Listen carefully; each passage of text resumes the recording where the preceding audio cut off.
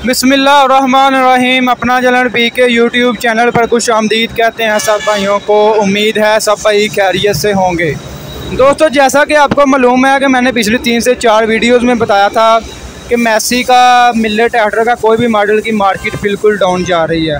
Dealers रात बिल्कुल फारग बैठे हैं, काम वगैरह नहीं है, गाहक बिल्कुल ना होने के बराबर है। इसी बात को मद्देनज़र रखते हुए डीलर्स वालों ने 385 ट्रैक्टर जो है बुकिंग रेट से कम कीमत पर फ़रोख्त करने पर मजबूर हो गए। 385 ट्रैक्टर की आपको पता है बुकिंग कीमत है 23,87,000 रुपया। पिछले 4 से 5 दिनों में ट्रैक्टर ना सेल होने की वजह से डीलर्स वालों ने 385 जो है 23.5 लाख या 23-23 लाख के दरमियान सेल करने पर मजबूर हो गए। इसके बावजूद भी अभी गाहक ना होने के बराबर हैं। गाहक वगैरह मतलब रेट वगैरह पूछ कर ही जा रहे हैं।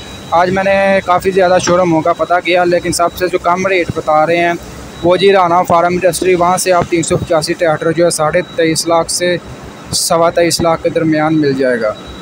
इंशाल्लाह मिलते हैं ऐसी कोई नई अपडेट के साथ। तब तक हमें इजाज़त दें। खुदा हाफिज़। दोस्तों, आज की वीडियो अच्छी लगी, वीडियो को लाइक कर दें।